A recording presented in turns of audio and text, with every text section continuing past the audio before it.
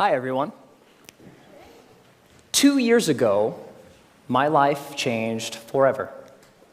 My wife, Kelsey, and I welcomed our daughter, Leela, into the world. Now, becoming a parent is an amazing, amazing experience. Your whole world changes overnight, and all of your priorities change immediately, so fast that it makes it really difficult to process sometimes. Now, you also have to learn a tremendous amount about being a parent. Like, for example, how to dress your child. This was new to me. This is an actual outfit. I thought this was a good idea. And even Leela knows that it's not a good idea. So there was so much to learn and so much craziness all at once. And to add to the craziness, Kelsey and I both work from home. We're entrepreneurs. We run our own businesses. So Kelsey develops courses online for yoga teachers. I'm an author. And so I'm working from home. Kelsey's working from home. We have an infant, and we're trying to make sure that everything gets done that needs done. And life is really, really, really busy. And a couple weeks into this amazing experience, when the sleep deprivation really kicked in, like around week 8, I had this thought, and it was the same thought that parents across the ages, internationally, everybody has had this thought, which is, I am never going to have free time ever again. And somebody said it's true. Yeah, it's not exactly true, but it feels really, really true in that moment. And this was really disconcerting to me, because one of the things that I enjoy more than anything else is learning new things. Getting curious about something and diving in and fiddling around and learning through trial and error and eventually becoming pretty good at something. And without this free time, I didn't know how I was ever going to do that ever again. And so I'm a big geek. I want to keep learning things. I want to keep growing. And so what I decided to do was go to the library and go to the bookstore and look at what research says about how we learn and how we learn quickly. And I read a bunch of books, I read a bunch of websites, and trying to answer this question: how long does it take to acquire a new skill? You know what I found? 10,000 hours. Anybody ever heard this? 10,000. It takes 10,000 hours. If you want to learn something new, if you want to be good at it, it's going to take 10,000 hours to get there. And I read this in book after book and website after website, and my mental experience of reading all of this stuff was like, no! I don't have time. I don't have 10,000 hours. I am never going to be able to learn anything new ever again. But that's not true. So 10,000 hours, just to give you a rough order of magnitude, 10,000 hours is a full-time job for 5 years. That's a long time. And we've all had the experience of learning something new, and it didn't take us anywhere close to that amount of time, right?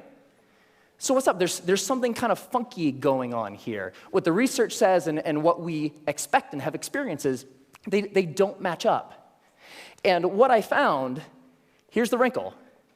The 10,000-hour rule came out of studies of expert-level performance.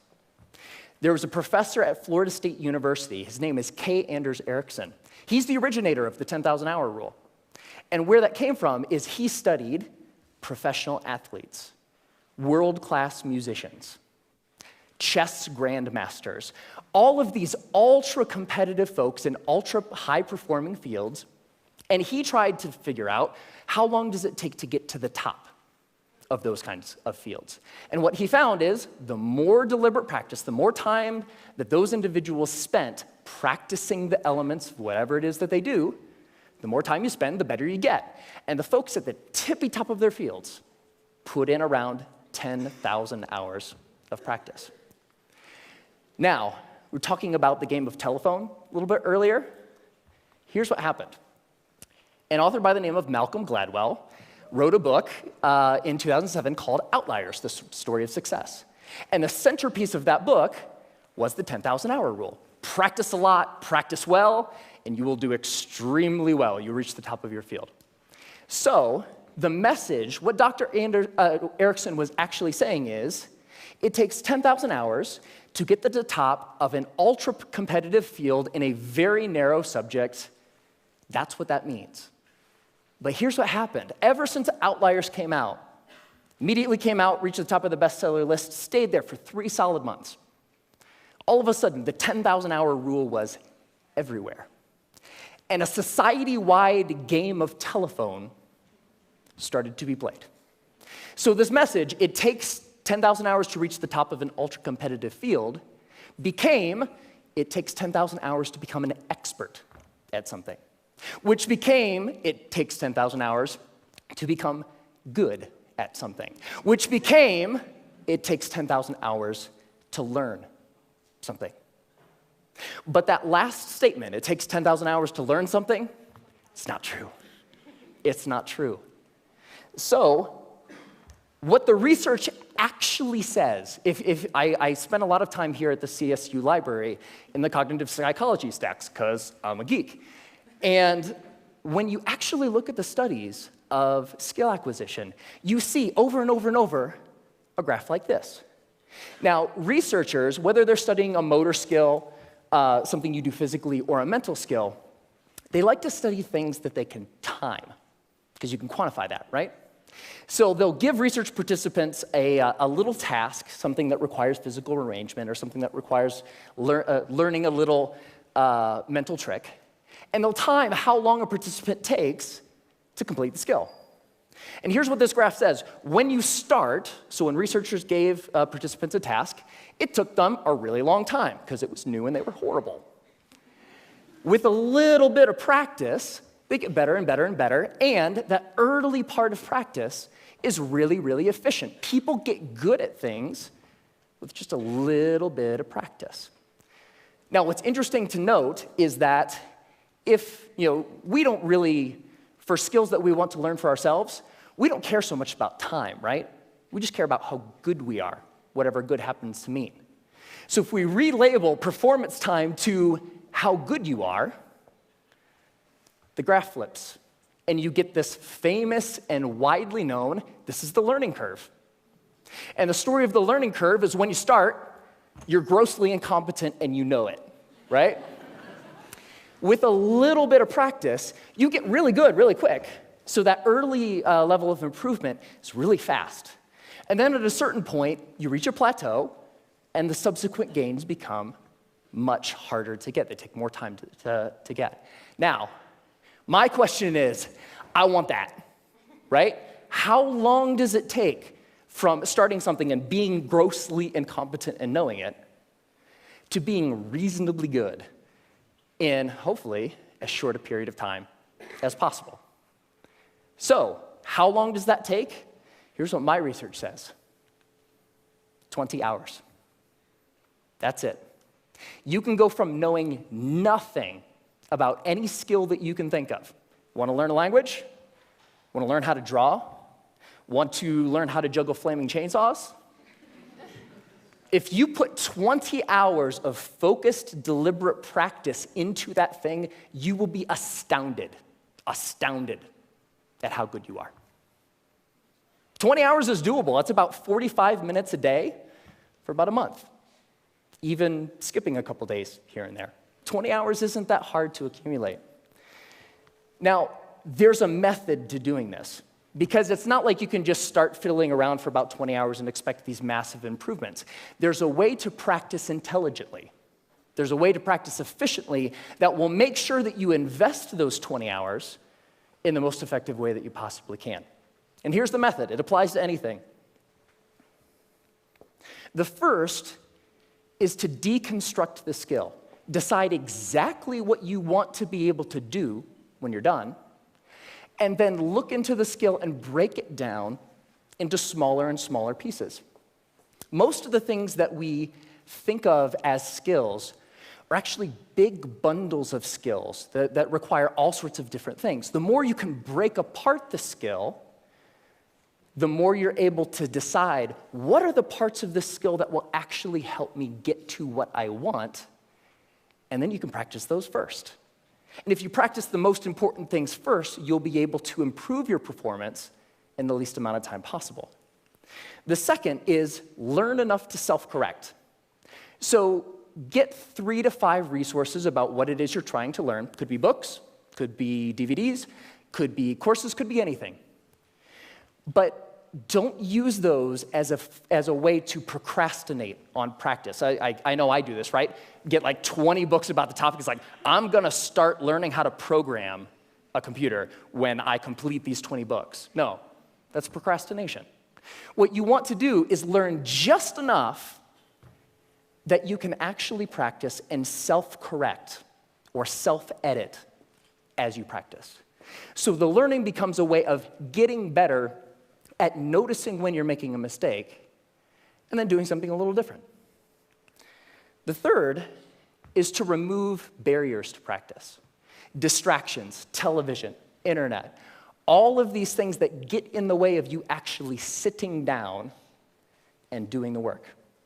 And the more you're able to use just a little bit of willpower to remove the distractions that are keeping you from practicing, the more likely you are to actually sit down and practice, right? And the fourth is to practice for at least 20 hours. Now, most skills have what I call a frustration barrier. You know, the grossly incompetent knowing it part. That's really, really frustrating. We don't like to feel stupid. And feeling stupid is a barrier to us actually sitting down and doing the work. So by pre-committing to practicing whatever it is that you want to do for at least 20 hours, you will be able to overcome that initial frustration barrier and stick with the practice long enough to actually reap the rewards. All right? That's it. It's not rocket science. 4 very simple steps that you can use to learn anything. Now, this is easy to talk about in theory, but it's more fun to talk about in practice. So one of the things that I've wanted to learn how to do for a long time is play the ukulele. Has anybody seen Jake Shimabukuro's TED Talk where he plays the ukulele and makes it sound like he's like an ukulele god? It's amazing. It's like, I saw that, it's like, that is so cool. It's such a neat instrument. I would really like to learn how to play. And so I decided that to test this theory, I wanted to put 20 hours into practicing the ukulele and see where we got. And so the first thing about playing the ukulele is in order to practice, you have to have one, right? So I got an ukulele, and my lovely assistant, thank you, sir. I think I need the cord here. It's not just an ukulele, it's an electric ukulele. Yeah. So the first couple hours are just like the first couple hours of anything. You have to get the tools that you're using to practice. You have to make sure that they're available. My ukulele didn't come with strings attached. I had to figure out how to put those on. Like, that's kind of important, right?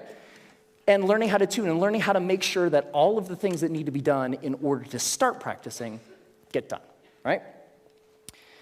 Now, one of the things when I was ready to actually start practicing was I looked in online databases and songbooks for how to play songs. And they say, okay, ukuleles, you can play more than one string at a time, so you can play chords. That's cool. You're accompanying yourself. Yay, you. And when I started looking at songs, I had an ukulele chord book that had like hundreds of chords. It's like looking at this thing, like, whoa, that's intimidating. But when you look at the actual songs, you see the same chords over and over, right? As it turns out, playing the ukulele is kind of like doing anything. There's a very small set of things that are really important and techniques that you'll use all the time.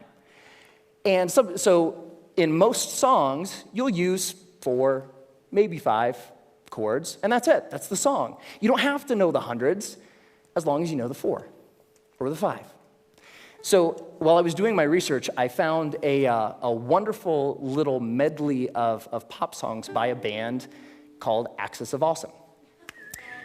And somebody knows it.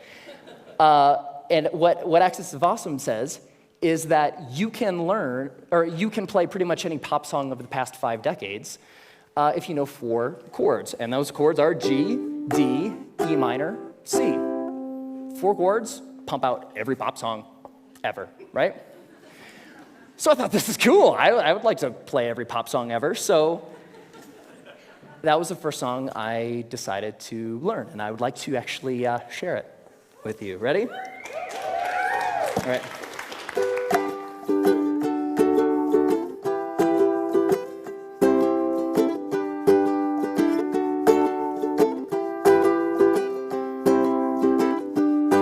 Just a small town girl living in a lonely world.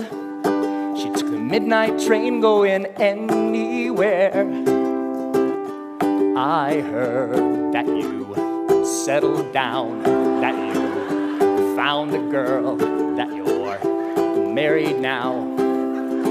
Every night in my dreams I see you, I feel you. That is how I know we'll go on. I won't hesitate no more, no more. It cannot wait, I'm yours. 'Cause you are amazing. We did amazing things. If I could, then I would. I'd go wherever you will. And can you feel the love tonight? Can I live with or without you? When I find myself in times of trouble, Mother Mary comes to me. Sometimes I feel like I don't have a partner. No woman, no cry, Mama, this surely is a dream. I come from a land down under. Once a jolly swag man camped by a billabong. Hey, I just met you, and this is crazy, but here's my number, so call me. Hey, sexy lady, whoop, whoop, whoop, whoop, whoop 'em Gangnam Style. Time to say goodbye. Closing time. Every new beginning comes from some other beginning's end.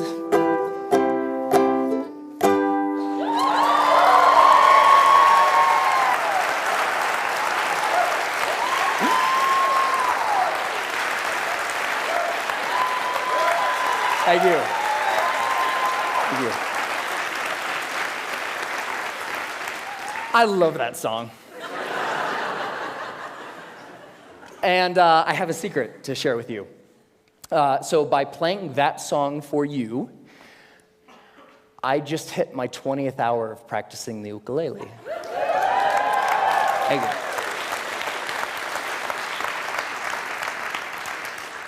And so it's amazing, pretty much anything that you can think of. What do you want to do? The major barrier to learning something new is not intellectual. It's not the process of you learning a bunch of little tips or tricks or things. The major barrier is emotional. We're scared. Feeling stupid doesn't feel good. In the beginning of learning anything new, you feel really stupid. So the major barrier is not intellectual, it's emotional. But put 20 hours into anything. Doesn't matter. What do you want to learn? You want to learn language? You want to learn how to cook? You want to learn how to draw? What turns you on? What lights you up? Go out and do that thing. It only takes 20 hours. Have fun.